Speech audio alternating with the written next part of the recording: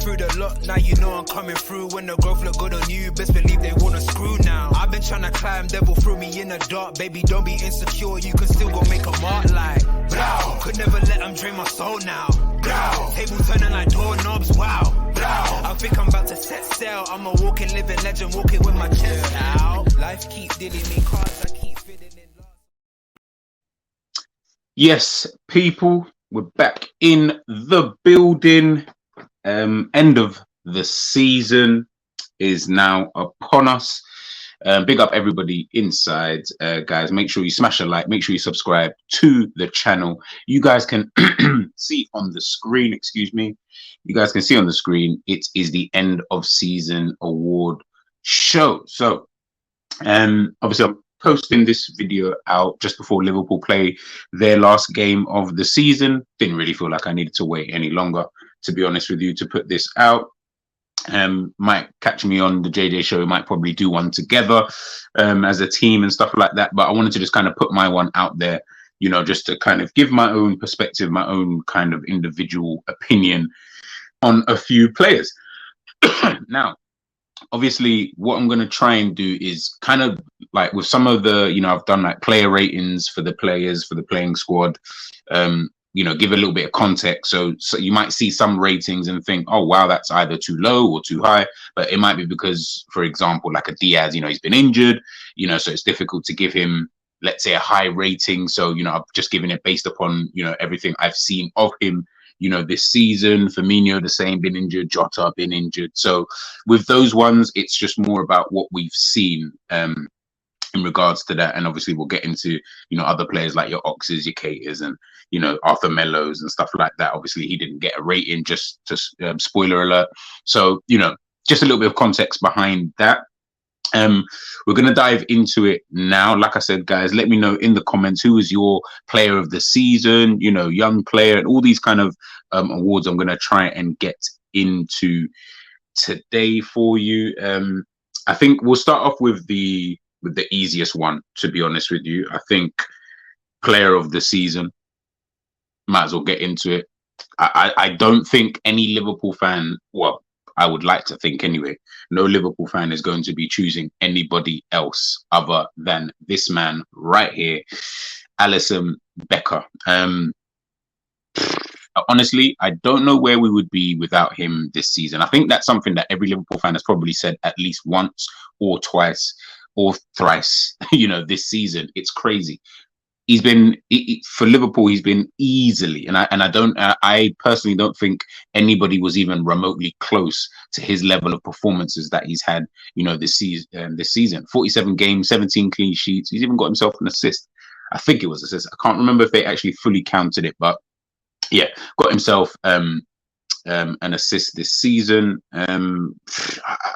There isn't really much more I can even say on someone like Alisson. You know, when we get into like the player ratings and stuff like that, then, you know, I'll speak more on it. But, you know, I'm just thinking about it now, and I'm just like, honestly, like, I know this statement gets said so many times, but I genuinely believe Liverpool would have finished. People would have said like 15th and stuff. I don't know about all of that, because ultimately you would have still had a goalkeeper in place. He would have still saved some of the saves that Alisson, you know, kind of still did do. Unless you would have had to have a real crappy keeper. But let's just put it to you this way. We definitely wouldn't have been in with a chance of actually getting a top 4 place. Let's put it to you like that, without an Alisson. Maybe top 10 kind of thing, you know, those kind of areas I believe we would have been in. But yeah, that is my player of the year. So yeah, guys, let me know who is your player of the year. I'm assuming everyone's going to go with Alisson. I heard shouts, obviously, Mo Salah. I was like, nah. Yeah, I'm sorry. I don't think remotely close to even being considered to be a player of the year, to be honest. Don't let the stats and numbers fool you. But again, we'll get into that soon. Move on. My young player of the year. This one might surprise a few people, especially because, you know, we look at Harvey Elliott. I think he's 20. I think he turned 20 this season. You look at Harvey Elliott, played 45 games, got 5 goals, got 2 assists. Now, the easy one would have obviously been, you know, I think maybe Bajcetic. You know, he probably would have been most people's young player of the year, and I would have chosen him as well. You know, he was like a close contender for me to be the young player of the year, and I can see why you'd probably go with him. But the reason why I've gone with Elliot is, as much as we criticize Elliot for his shortcomings, no pun intended, I also look at Elliot and I think to myself, you know what? Ultimately, you take a second to just kind of sit back and actually look at things objectively. And I think to myself, you played this amount of games. Klopp's clearly trusted you. You yourself, as much as we might say with other, like a Nunez, for example, new signing coming into a dysfunctional team, Elliot's playing in a dysfunctional team. Do you know what I mean? So it's like, how do we then even expect him to be able to develop? Now, obviously, I reckon the reason why we criticize so much is purely because we thought we were at a level that when certain players are coming into the team, like an Elliot or anybody else, we expect you to not necessarily be at that level, but be at a level where we can at least see something kind of from you. Even if you're not playing the greatest, the team should still maintain a certain level. It's almost like a certain level of respect. I feel like the team should kind of have, which we didn't have this season. We were really, really, really, really poor in quite a lot of what we were trying to do. And that kind of disappointed me as well, because I was just sitting there thinking, I just don't understand. Elliot's not a bad player. Do you know what I mean? The Elliot I saw at Fulham, I was excited when we signed this guy. I said, you know what? I don't mind heading in this kind of direction. I don't mind that the club are looking at players like this, because we're trying to bring, a bit more youth to the team. Obviously we signed Fabio Carvalho and stuff like that. I thought, you know what, this is actually pretty decent, and then Klopp, obviously I blame Klopp quite a lot in terms of Elliot in a general sense, because he's playing him in a position that was alien to him. Whether he feels he can do it or not, he's still playing in a position that's alien to him. So lucky and unlucky for him is that he was given the chance to kind of improve upon that area, but at the same time it's unlucky, because then it's like excuse me, because then it's like, well, you're playing in a position that you're not really used to at all, to be honest with you, on top of them playing in a side that's now moving just like absolute dog fire. I didn't want to swear, but it's like, how do we expect you to be able to show what you can actually do? It's too much. It's too much. You're asking too much of a player. Like it's almost like, I'm trying to think, from right wing to central midfield. That's a big difference, man. It's like you telling Phil Foden, yeah, I need you to just slot in at left back. Do you get what I'm saying? Like, just because Camavinga can kind of do it doesn't mean everybody can bloody do it. Do you get what I'm trying to say? And those kind of things are always, if there's a need for you to do so, then okay. Not okay, this is going to be your position, boom, boom, boom, boom, boom. This, maybe Klopp feels that this is the best way to get him into the squad, integrated into the team, understand the way we want to play, blah, blah, blah.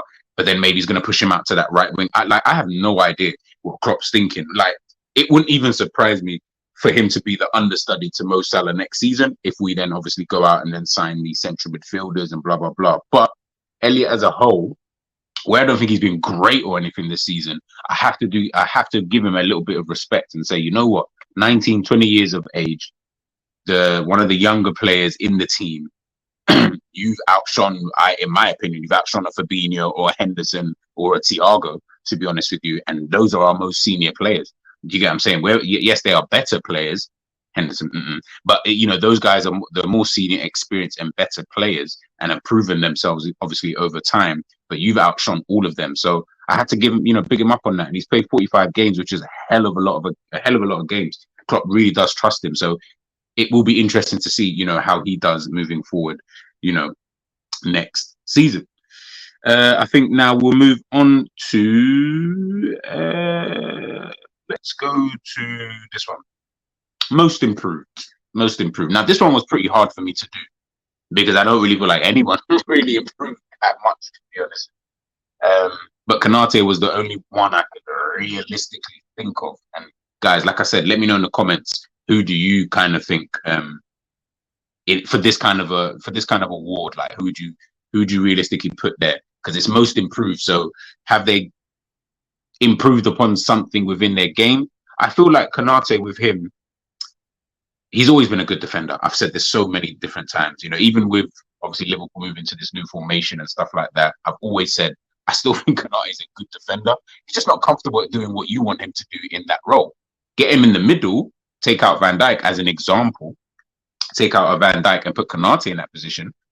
I feel like you'll yield better results, and that might actually be the future. Do you get what I'm trying to say? Because obviously Van Dijk ain't going to be here forever, and Konate should ultimately step into that kind of position. But for now, for the time being, when I look at it, I'm like, he's a good defender, had a good World Cup, obviously, going all the way to the final with France. you know, trusted upon by Didier Deschamps, to play in those games ahead of Saliba, who a lot of people would have said, oh, he's the best, and this, that, and the third, and all that kind of conversation that was kind of going on. And in my opinion, I feel that Saliba's probably an all-round defender. I would say that he's decent on the ball. He can, and obviously he can defend pretty well. But I just think that if you're just talking about being a defender in itself, I'll always kind of have Konate. But having the two together, I feel like that would be a good mix, especially because Saliba on the left-hand side, for example, and then I'll have Konate on the right-hand side, and I think it could work. But I feel like this season he has improved a little bit, in my opinion. Again, this one was very hard because I didn't feel like there was even anybody to really pick from. But if I had to pick, then I probably would have just gone, with Konate. But let me know in the comments, what do you guys think? Let's move on to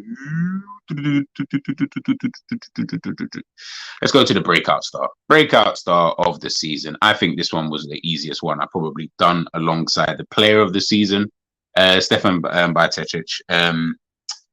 19 games this season, got himself a goal against Aston Villa. From pre-season the last preseason.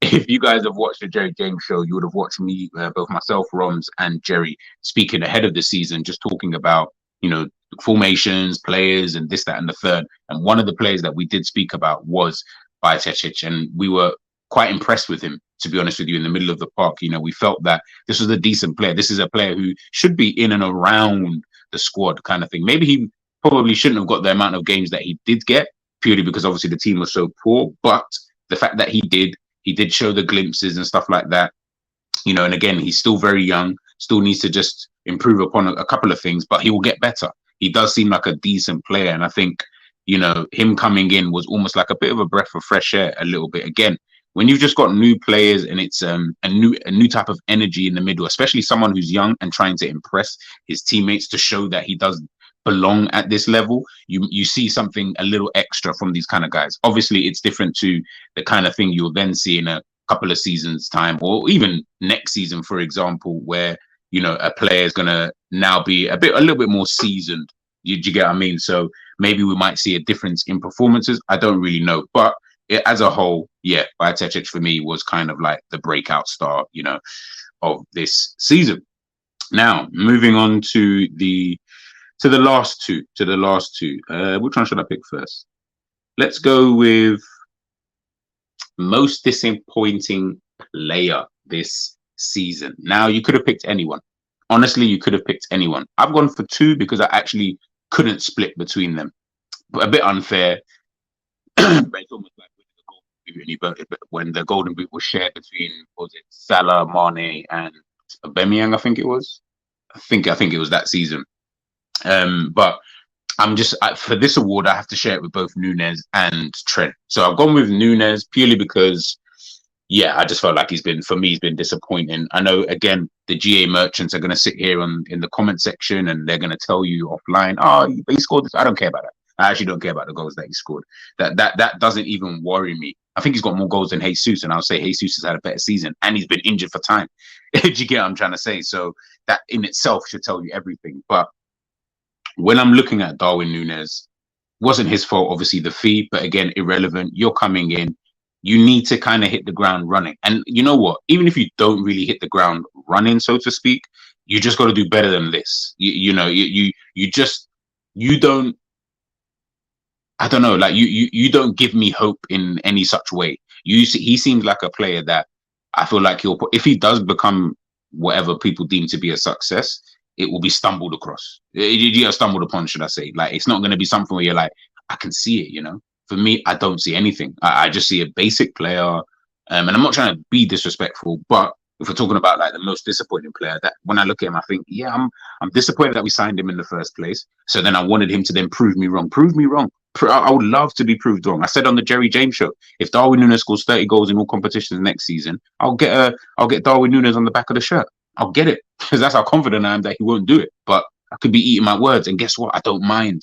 I really don't mind if I'm then eating my words that Darwin Nunez then scores 30 goals in all competitions, because then I'm hoping that Salah will still do his thing, but then I'm also hoping that it means that it's to the benefit of the team in such a way in terms of us winning something or doing well in a competition and etc. etc. But I'm that confident that he's not going to do that.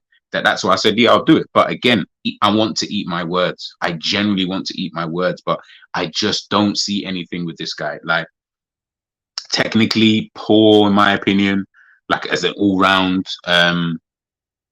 It just doesn't give you that confidence kind of thing. Like, I understand Liverpool fans, they want to big him up and this, that, and then we use the excuses of, but he's playing out of position and, all so many caveats. I don't think I've ever seen for a Liverpool player so many caveats to why he's not performing.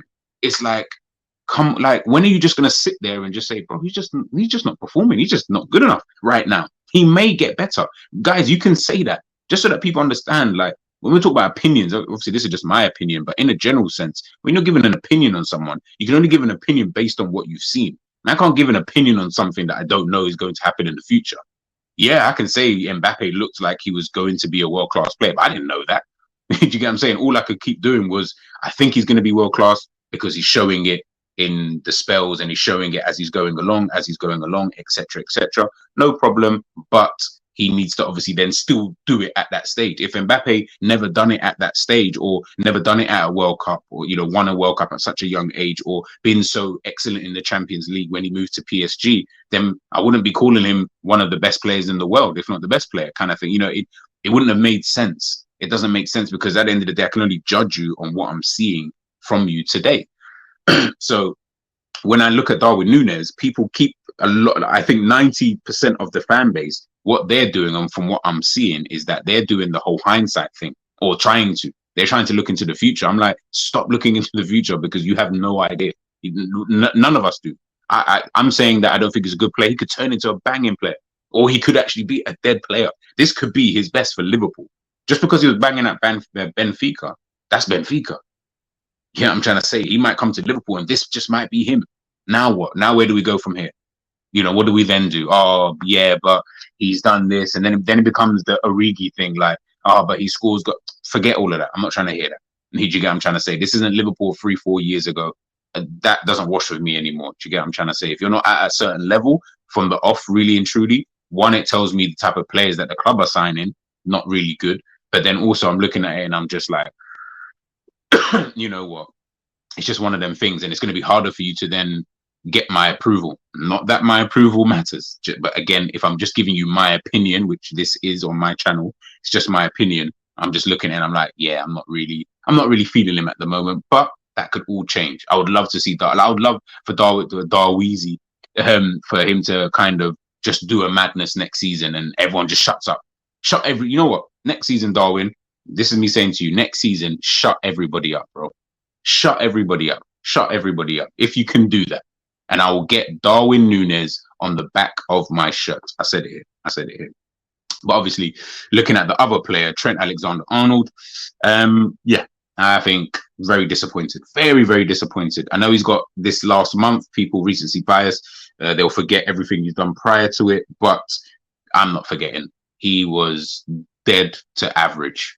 And average was his best prior to this form, like literally average performances, which is a shock, to be honest with you. You could maybe put some contributing factors behind it if you want, totally up to you. But for me, nah. He's the one I've looked at and said, nah. I'm like, you are moving mad. You're actually moving mad. Like, I understand people were going through a bit of bad form, but you are contributing to it quite a high amount to that. I can't lie. Like, you're one of the players I'm looking at. I'm thinking, yo, bro, like, you're one of the reasons why we're kind of having bad form alongside others, but they're not having as bad a form as you, though, at one stage in time, and, all the conversations, things, maybe he was just tired. Maybe this whole fatigue mentality and all that crap, maybe that was a thing. But unfortunately, this is the big business, man. this is the big business. The Real Madrids, the Manchester Cities, the the Bars, all these Bayern Munichs, these top teams, and that they're playing all the time. They're playing enough games. I understand they might not play exactly the same amount of games that you played last season, but they're playing a hefty amount of games year in, year out, and still remaining competitive. I expect that from you. You're not no 17-year-old kind of thing. Come on, man. You've been here, you're experienced. You should be able to know this thing. You should have a bit more pride even than others because you're a Scouser.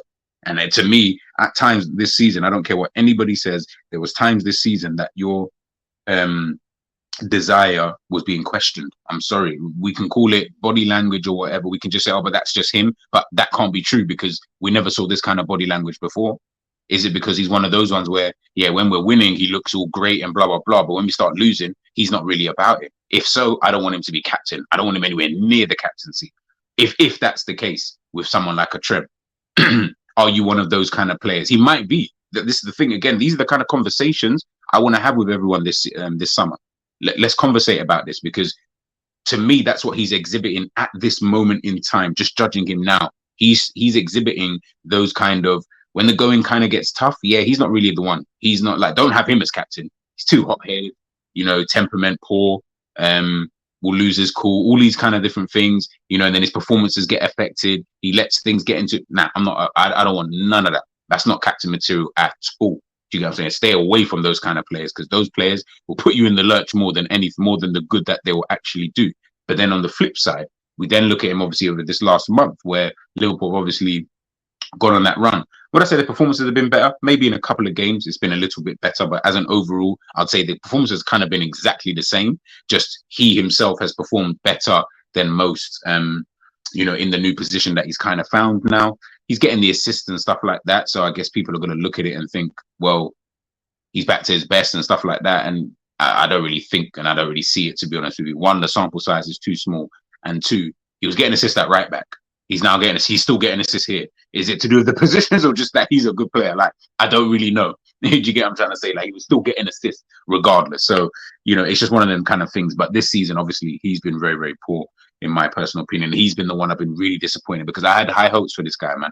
Do you get what I'm saying? I wanted him to revolutionize that kind of, right back position, and you keep on taking it on. Even if this season, if he had moved into this inverted thing, even still, I still would have been okay, but still keep the performances in the normal right back position to a thing. I'm not saying all of it is his fault. I'm definitely not saying that because that would be totally unfair. It's not one person, but there are a few players in the team I looked at and I just said, yeah, you were.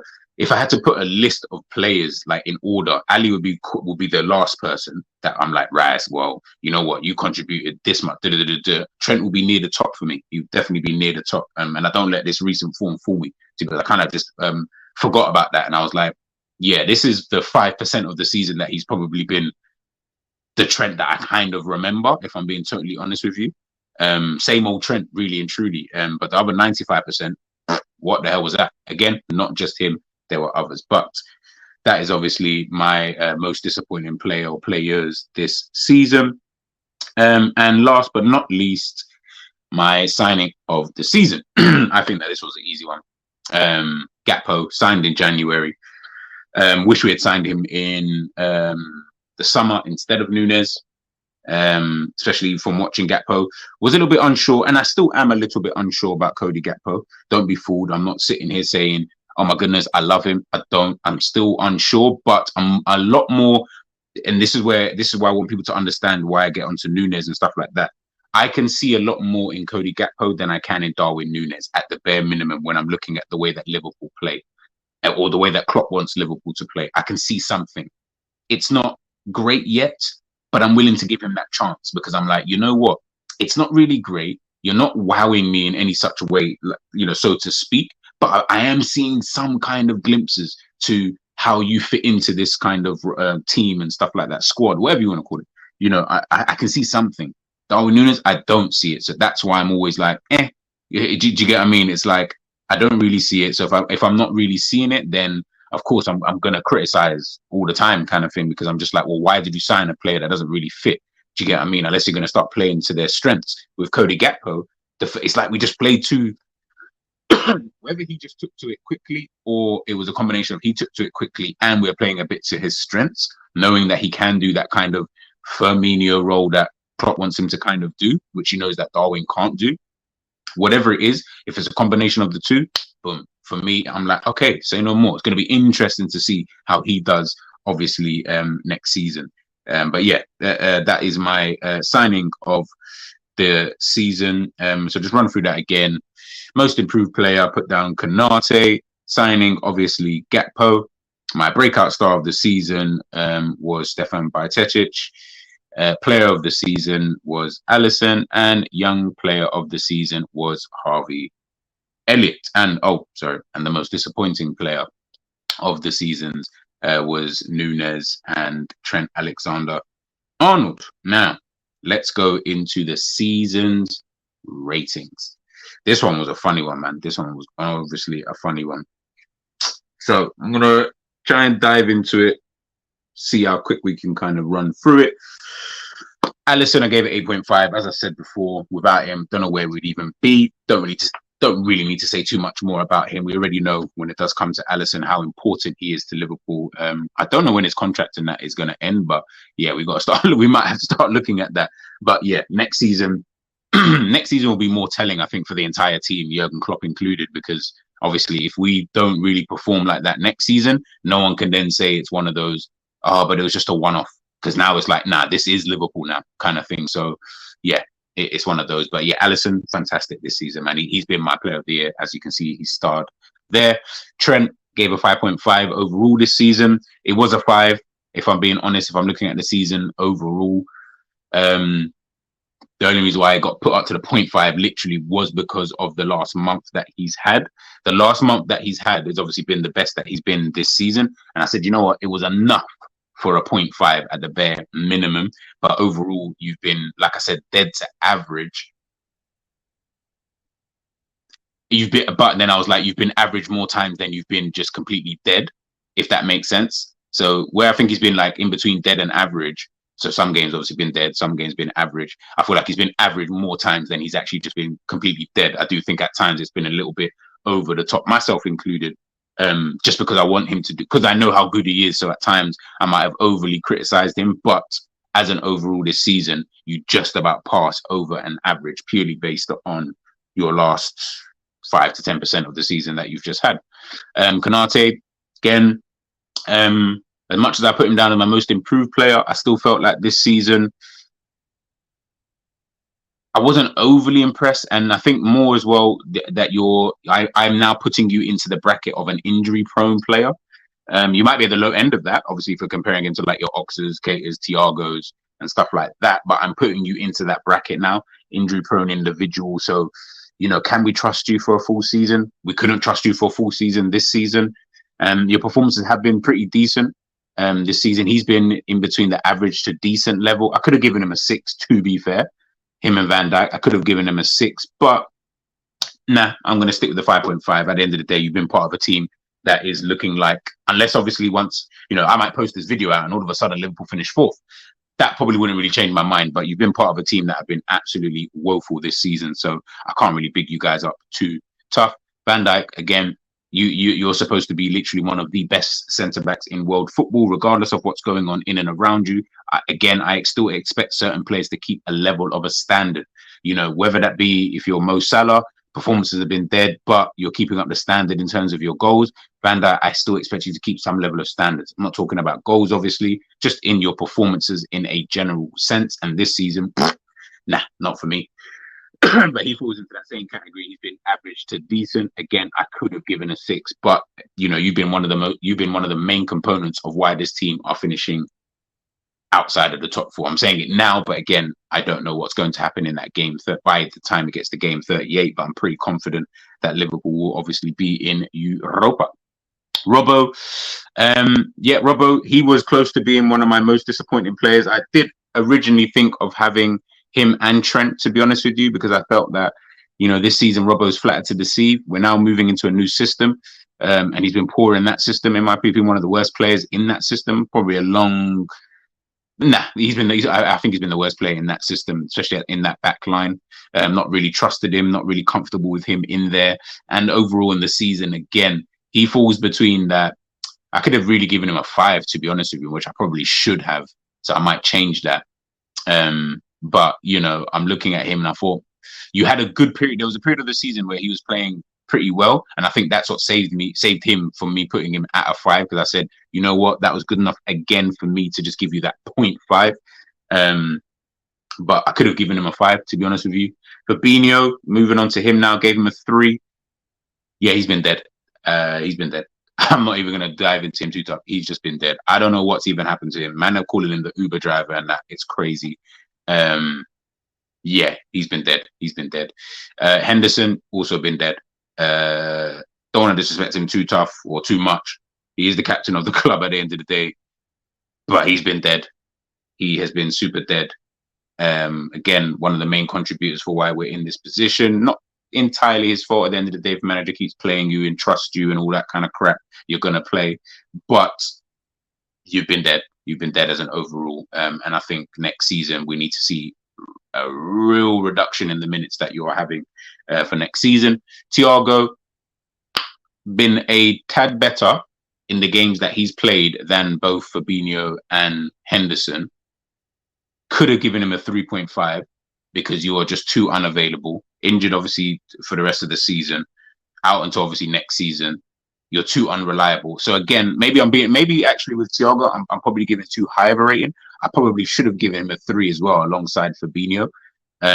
Because yeah, you're just way too unreliable. Way too unreliable. And this is why I like sometimes doing these ratings, because whilst I think of these numbers in my head and then put them down on paper here for you guys to see, but whilst we're talking about it now, I'm like, some of these numbers I'm not even really agreeing with, and I'm the one who bloody put them up. So you guys let me know in the comments. Yeah, maybe Thiago would be one to potentially change.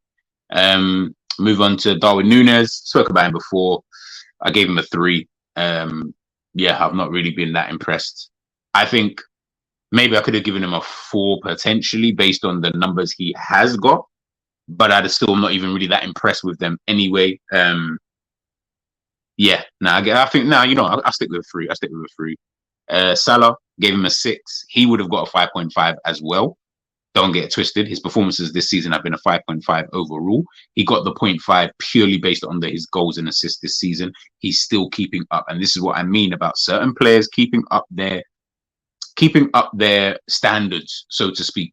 Yeah, I mean, yeah, performances are moving kind of janky, but hey, I'm still scoring, B. You know what I'm saying? I'm going to eat every day regardless. You know what I'm trying to say? And I feel like that's kind of what saved him from getting that 5.5. Otherwise, he's getting a 5.5, 100%. Roberto Firmino, obviously sad that he's leaving, but it was time to go.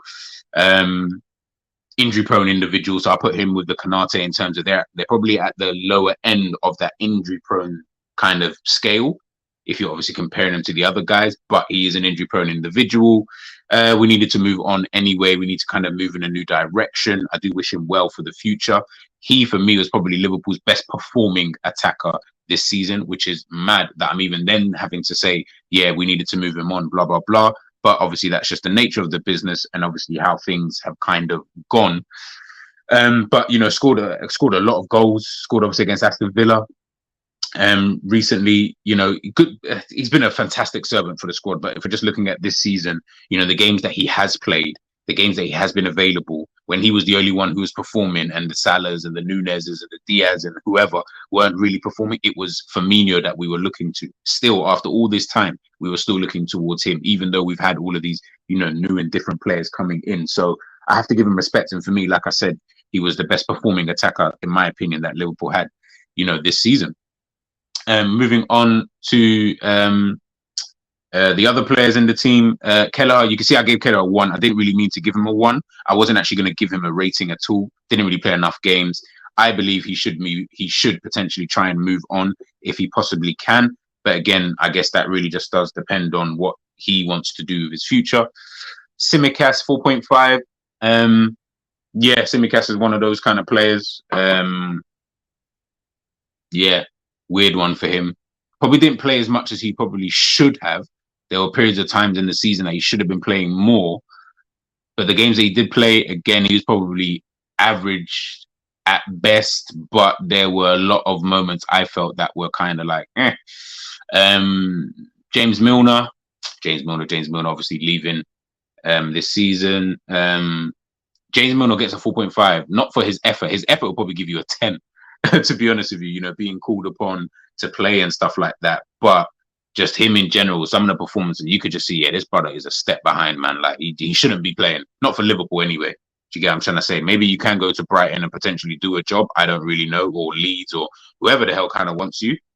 Cool. But if we're talking about Liverpool, then nah, I'm not really feeling that.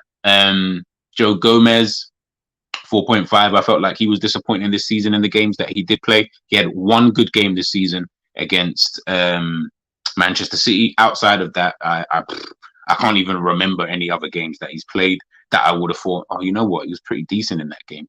I felt that's a lie, actually. There might have been a couple of other games, maybe I'd say all in all, maybe in the season, maybe 3 games out of the 20 odd that he played in the Premier League this season. I'd say about 3 of those games, you would probably say that. But the rest, in a general sense, question marks will be asked. In my opinion, I think good. If Liverpool get a good bid in, I'd sell him straight away. I wouldn't even think about it. Getting someone with a better quality. Yes, we can talk about injuries, but we need to, again, these are just all caveats and excuses, man. These are just mad excuses. When a team moves past your level, that's it. I don't care about your injuries anymore, bro. Like that, that's it. Unfortunately, that is the nature. That is football. That is literally football. That is how football works. You get injured and a team moves past you. Look at Oxlade-Chamberlain. Team got injured when at a time when the team were leveling up. Now we've leveled up so much. You're way past it. Now you're coming back in, bro. You're kind of a hindrance now. We need to move on from you. Do you get what I'm trying to say? Because the team have leveled up. For other people, sometimes they get lucky because the team hasn't leveled up yet. So if the team haven't leveled up and you've been out injured for however long, for example, like an Arsenal, Jesus got injured for all that time. Arsenal never really leveled up, so to speak. They were just maintaining the level that they were at. So when Jesus comes back in, it's like not a problem. Yeah, man, I can just come back in, keep ticking, blah, blah, blah, blah, blah. And I'm not saying they don't notice it. Obviously, they prefer to have a Jesus over an Nketiah. But I'm just talking about in terms of the level of the whole team. They were still maintaining, they were still winning games, still playing well, still doing this, still doing that. Remaining unbeaten, going top of the table, all of these kind of things they were doing. And then when he comes back, it's just trying to continue that. Obviously, we all know how that kind of ended. But, that's just that. So that's how I feel with Joe Gomez and players who get injured and out for a long time and have injury periods. Joel Matip, gave him a 5. I felt like it was an average season for him. It's like he just kind of coasted. He had really bad moments in the season, but he just kind of coasted there. Bajcetic gave him a 5.5. Again, like I said, I was impressed with him, when he came into the squad. Breath of fresh air when he was there. Harvey Elliott gave a 5 overall. But then I could have given him a 5.5, to be fair, alongside a Bajcetic, so maybe I'm doing him a little bit of a disservice. But when I looked at it, I was just like, it's not even your fault that you've not really had a great season. It's more the team and Jurgen Klopp playing you out of position and all that kind of stuff. So it is a little bit tricky. Guys might be thinking I'm being super harsh or whatever. Please, in the comments, please let me know, kind of thing. I wanna know what you guys think and how high are you trying to rate some of these players. Keita, I'm not even going into that guy. I'm kind of happy that he's now leaving. Diogo Jota, again, this one was one of the marks where I was like, he's been injured for so long, so I'm just gonna base him on the little bits that I have and stuff like that. 4.5, could have given a 5, but I was like, nah, because I don't feel like it's one of those ones where I can give you an average score kind of thing. I can only really base it, but I'm not saying that he was so poor that he was a 4.5. Hence the reason why I needed people to watch this to get a bit of context. Luis Diaz is the same thing. Again, even prior to his injury, anyway, I didn't really feel like Diaz was doing that much. Again, Diaz was a main component of why we were in the position that we were in. Do you get what I'm trying to say? I think people forget that. I think we look at goals and assists so much sometimes and stuff like that, and it's like no one likes it. No one likes context. Everyone seems to hate context when it comes to certain people. So go back and look at the performances of the team when Diaz was in the team. We were not pulling up any trees. If anything, we were shit. We were absolutely dog shit. So, and he was a main part of that. So I couldn't give him too high of a score when you think about it. Yeah, he scored here and there and blah, blah, blah. But it's like I used to say to Jerry and Roms all the time. Go back and watch Diaz prior to his injury. The only time Diaz played well is when we were playing shit or losing. That doesn't bode well for me. You know what I mean? I can't sit here and big you up now. Do you get what I'm trying to say? So, yeah, it's kind of one of those things. And then, Cody Gakpo signed in January. Obviously, sample size not as big, but, I will give him that. in terms of, you know, his level of performances since January, what he's been able to do, how he's been able to achieve it, and all that kind of stuff. I think, yeah, Gakpo's been he's been a decent sign. Like I said, he's been my signing of the season anyway. So, you know, I'll give him that. I'll give him that. Then moving on. Excuse me, I got really bad cough. These guys are not. I didn't really give any of these guys a score. I felt like it was a bit too disingenuous to give anyone here a score, if I'm being honest with you. Obviously, Ox is leaving. Fabio Carvalho barely played, and even when he did play, like, I could have probably given him like a 3-4, but I just felt like I don't feel like you were so shit. It was just purely, do you get what I'm saying? You just wasn't playing. Jones, I gave a 5, because again, in the last month, that's what gets you the average score. But again, I could have given a 4.5.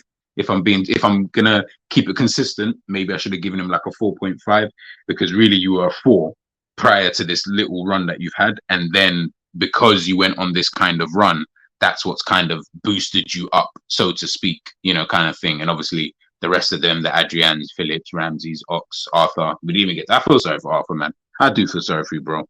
Yeah, I mean, man came to a club, didn't play, or played, was it 13 minutes, I believe it was, in a game against Napoli that we actually got completely butt-fucked. And it's like, that was kind of it for you. Like, there was nothing else really to go on, kind of thing. So, yeah, got to chat to Klopp in regards to that. And talking about the man himself, and this is where we will end it. People, what rating am I going to give Jurgen Klopp? Everyone already knows my feelings. Everyone knows the show. Everyone's watched my GTV. You see me on other channels, on Husam's channel, Jerry's channel, Football Terrace. Anywhere you see me, literally anywhere you see me, people now know how I feel. What I will say is this: I was probably one of the first few people to come out anyway publicly, not in the world, of course. People probably saying it behind closed doors. So let me not move like I'm some messiah, because I'm not. But I was probably one of the first few people publicly to come out and say I want Jurgen Klopp to leave. And I can never forget when I was saying that around September. Kind of, I mean, I've been saying it really since the summer, but I wasn't saying it publicly. So let me not lie. It was just always a thought. And whenever anyone would ask me during the summer, I was kind of just like, eh. And this is mad, because this is me talking coming off the back of a quad. Do you get like? Do you get what I'm trying to say? Like, we're coming off the back of a quad, and someone's asking me, "Would you keep Klopp?" And I'm like, this season will give me my answer, kind of thing, because I was already on the fence with him. I think Jurgen Klopp has taken Liverpool as he's taken Liverpool. Let me start again. Jurgen Klopp has done exactly what he was going to do, and what he said he was going to do, and what he was supposed to do for Liverpool Football Club. If he's the best manager we have, then that's very worrying in the next like decade or whatever. That would be very, very worrying. Because that tells me then clearly that Liverpool won't progress. And to be honest, this isn't nothing too tough to write home about. You won the Premier League, you've won the Champions League, you won obviously the Cup, you won everything. You won everything. Bar the Europa League, you won everything. So I have to big you up for all of that. But you, in general, I just think that it's almost like the Contes, the Mourinhos, those kind of managers kind of thing. Because they're not like Pep, who's an innovator, who's someone who's always trying to change things, who's always trying to, you know, look for new ways. You know, he's always thinking. Those guys are quite rigid in what they want to do. Now, that worked for them. They've all been successful in their career. Klopp, Mourinho, and Conte. They've all been successful in their career. But let's look at Mourinho. He's now managing at Roma. I know they're in the Europa League final, but look where his career has gone. He went from Tottenham to bloody Roma. You know, that's a stark, like a massively stark contrast to being at Real Madrid, Chelsea, obviously Porto back in the day, like Manchester United. Like, look at the clubs I'm talking about. He's managed 2 of the biggest clubs in world football. 2 of the, like, let me say Inter Milan. 3 of the, come on, man. Antonio Conte, manager at Chelsea, manager at Inter, manager at Juventus. Like, come on, man. And then these guys are going to Tottenham's and whatever. Jurgen Klopp probably the only one where you say he hasn't really managed like the biggest clubs out there. Obviously Liverpool, he has now, but I mean Dortmund ain't really that big. And then obviously it's just Liverpool kind of thing. But again, in terms of their managerial kind of stints, they're all quite. They have their philosophy and that's it. But none of them really want to change from that. They just kind of feel that You guys just need to kind of do what I'm doing, because I've been successful at doing what I'm doing. So it should just kind of work out. And I'm just like, life don't really work like that. You kind of need to be able to be a bit flexible. And that's why I feel like these guys are not going to have too much success. They're not, listen, I don't think Klopp will go the rest of his managerial career without winning anything. I think he's too good to do something like that. But I do have question marks on whether or not for next season, and just until the end of his contract, whether he can do this whole rebuild. We've been talking about rebuild for like 2 years. People forget that again. People forget all of these kind of little things. When man were talking about a Liverpool 2.0 and all of that kind of bullshit, that was back in the season, I think, where we had the centre-back situation. That's when they were talking about the 2.0. We're now here in 23-24, going into 23-24 now, coming off the 22-23 season. Man, I'm still talking about this. Yeah, we still need to do Liverpool 2.0. This, that, and the third. I'm like, come on, man. Like, we still here? You know, and Jurgen Klopp's largely to blame for that. Transfers, I'm putting most of that blame on him. The negligence of the squad, so I'm definitely putting most of that on him. FSG obviously have a massive part to play, but if I had to do a chart, I'd probably say 65-35 in Jurgen Klopp's favour. Tactically, on the pitch, he's been absolutely atrocious. It's been horrible at times, absolutely horrible to watch. Don't know what he's doing in the training. Players getting injured left, right, and centre. Doesn't seem to be any type of change to be able to, you know, nullify that. We've just kind of continued along. Keep calling it bad luck. I'm sorry. Once is bad luck. Twice is maybe a bit unlucky. When this is 3, 4, 5, 6, 7, 8, 9, 10, you're getting this amount of injuries, brother. It's you. I promise you, it's you. It's nothing else but you. Do you get what I'm saying? It's nothing else but you. You and the staff. Let me not just say you, because it's not just you. Obviously, there it's your Pep Yinders and the rest of these clowns, you know, this season. But yeah, like I said, man, love Jurgen Klopp for everything that he's done for the club. And I think when I look at him, I'm like, bro, you bought some good times, but guess what? You're done now. I want a new manager for Liverpool Football Club. I want us to be going into a different kind of space. I want us to, instead of being reactive like we have been as a football club for the last 30 years, I want us to start being a lot more proactive. I want us to start thinking clearly. I want us to be ahead of the game instead of behind the game, trying to catch up, because that is all we're doing. Now, Klopp has been lucky that he was able to catch up to a Manchester City, win that title. You know, a Man City having a bit of a down season kind of thing. Able to do that, no problem. Fantastic, cool. But if we're talking about sustainability, Klopp ain't ready for this, man. He ain't really ready for this. And I don't have confidence in him to say that he is. So, you know, that's just my thing with Jurgen Klopp. Agree, disagree. I couldn't really care less. It is what it is. A lot of Klopp sexuals obviously come out and tell you this, that, and everything, and that's fine. Again, I can totally understand why people love the guy, because he's done something that most of us haven't seen in our lifetimes. And obviously the ones who have seen it in their own lifetimes haven't seen it for a good 30, 35 years or whatever it is, 33 years or whatever it was at the time. So I can totally understand why. Hence the reason why I don't really now get onto people who want him here at the club. I just sit here and say, if you think that this guy is going to be some type of innovator and he can be ahead of the game, then fairs. Then absolutely fairs. I do not believe that for 1 second. But just like Darwin Nunez, Jurgen Klopp proved me wrong. I do not mind coming on a stream and then saying I got it wrong with Jurgen Klopp. I should have just trusted him. He's now proven me wrong. Boom, we're here now. I don't mind that. I'll do that. So this season, I'll give Jurgen Klopp a 2. I'll give him a 2 this season. And he only gets the 2 because he decided to change it so close. Otherwise, he was getting a 0 to 1. But yeah, that is my awards ratings for this season. I've been harsh. I've been critical. I think they're fair if you're looking at the season as a whole, with looking how we've performed this season and stuff like that. You know, we shouldn't be given any high scores anyway, to be honest with you. There hasn't really been anything really to shout about. We're a team who went for a quad and somehow you've gone from like this type of drop off. This is the type of drop off that Chelsea had, and they were sacking managers. And guess what? Get a new one in and then they win. Do you get what I mean? It's like sometimes you got to do those kind of things. But again, people are going to agree, disagree, blah, blah, blah. It is what it is. It's just the way football is. But for me, you cannot go from almost for battling to a quad to this. Like, this is embarrassing. This is super embarrassing. Like, teams, and no disrespect to Newcastle and Arsenal and Manchester United, to be honest with you, but they shouldn't be so like this far ahead of us kind of thing. Like, it shouldn't have really have been like that, if I'm being totally honest with you. And it's only really been in the last like month or two that we've like closed that kind of gap. But for the 2/3 of the season, we were just so far off the pace. At one stage, it looked like we weren't even going to get Europe in a general sense.